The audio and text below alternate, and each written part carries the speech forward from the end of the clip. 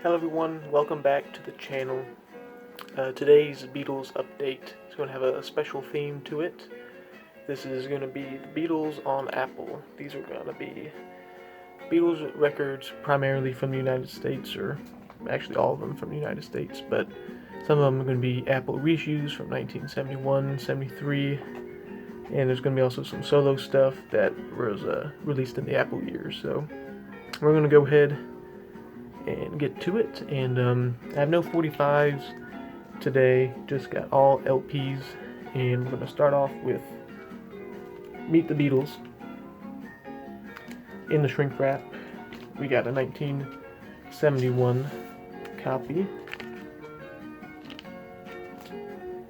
on the Apple label. There's the back.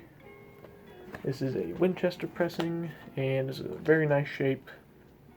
Kind of going through, trying to find some Beatles albums that are specifically different U.S. pressings. So I'm looking for these Apple reissues, the red capital label, the purple capital label, and there's a throwback capital label in like the 80s, also in the United States, and kind of stuff in between like that. So I've been kind of on a Apple reissue kind of find.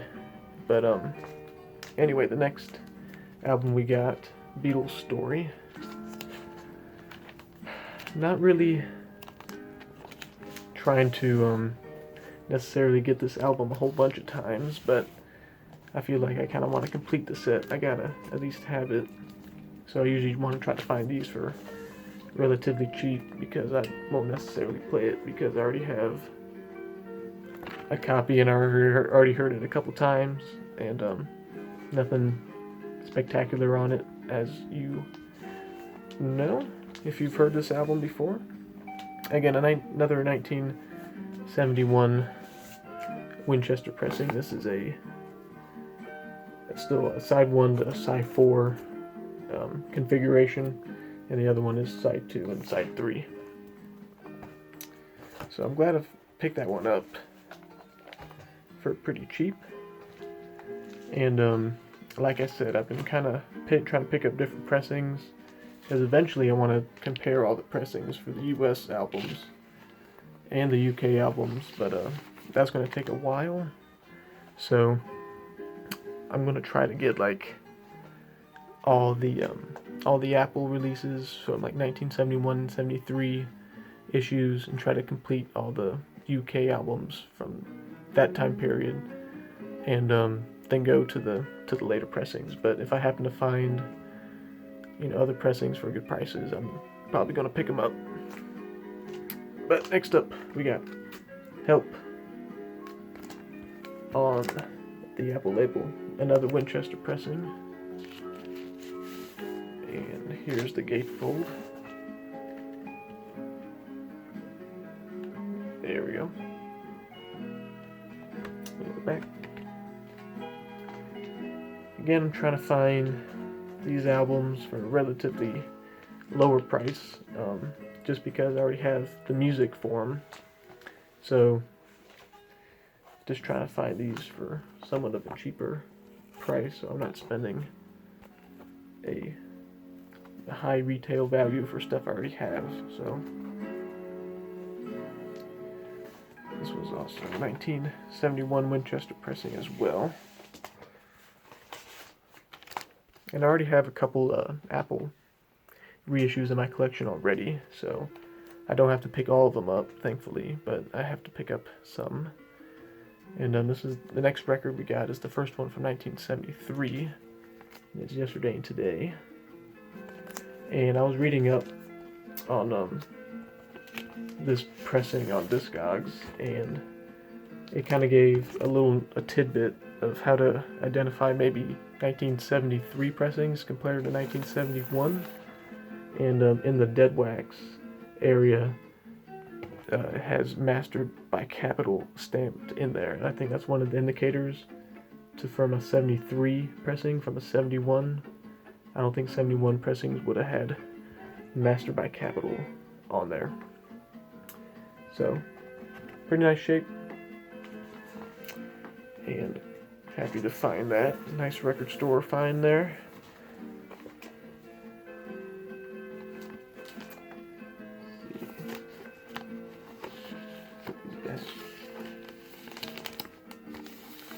Alrighty. We're going to go back to 1971 for Magical Mystery Tour.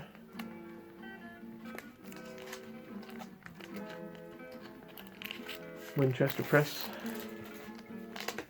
I believe this one has the booklet. It does.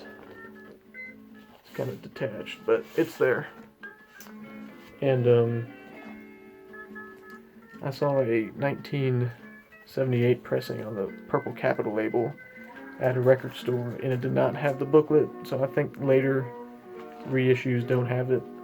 The only reason why I didn't pick that one up is that he wanted like close to $40 for it. For a reissue, I can't really justify that, even if it might sound really good or might be in really nice shape. It's just for a reissue, most I'd be willing to spend is like $25 for an album if it's in really nice shape. Typically, I like to find it for $10 or $15 or less. So, all right, we got the last Beatles album on Apple before we move to some solo stuff. We got Hey Jude. This is a Hey Jude on the record label instead of Beatles Again. Another Winchester Press, but this is from 1973. And this cover, if you know this album a lot, this cover is usually pretty beat up and has a lot of seam splits and ring wear, but this cover is just pretty flawless. It has minimal ring wear, if not really any ring wear at all. So the spine is nice. The only thing wrong is a little bit starting to frayed seam split right there. But other than that, it's very, very nice. And here is the record. See if I can. And this one has Hey Jude on the label instead of the Beatles Again, indicating a later pressing. So that's going to wrap up the Beatles on Apple. Now we're going to move into some solo years. If I can put this back. There we go. And I got a couple Ringo albums. This one's found in an antique store. This is a Ringo second album, Boo Scoops a Blues. I pronounced that wrong. Haven't really been able to find this album out and about, but finally came up. Now the record cover is pretty beat up, but the record itself is in nice shape, and I played it. Nothing really wrong, no skips, nothing major, if anything at all. So, I actually kind of enjoy the country kind of flair to it. I think Ringo's voice is pretty good for country. So I enjoyed it for the Ringo album. This was released in 1970, and this was a Jacksonville press, indicated by the 0 and the dead wax. So, nice to have that to my Ringo collection. And another one added to my Ringo collection is his compilation Blast from Your Past from 1975. It's one of the last Apple records before Apple died off, and so there's the front, there's the back. Good compilation if you want to hear some Ringo kind of classics. Here's the inner sleeve, got all the titles and some pictures. Let's see who we got on here. All Ringo. And this one is on the red Apple. That's still on Apple. Really nice shape too. Good record if you want to hear some classic Ringo songs, I think. Toss So a Winchester press, if you're wondering. And we're moving on to our last record of this Beatles update. And we got John Lennon's Mind Games. Yeah, it's from 1973. There's the back. Comes with the inner sleeve. It's pretty thin. It's a pretty thin paper. I can see why they can seem split pretty easily. And I noticed in some of your comments about asking me about getting some non-paper inner sleeves, and don't worry, I'm on the lookout for them. I've came across a website called the Checkout Store, and they seem to have comparable inner sleeves to like the MoFi sleeves, and I think you can get a lot of them for cheaper. If any of you have used their products, can you please leave a comment down below, see how good they are. So far, I think they've the reviews I've seen, that they perform pretty well. So, and unfortunately, they're out of stock, but hopefully when they get it back in stock, I'll get some and I'll tell you I got some for my records. But in the meantime, this is what I got. So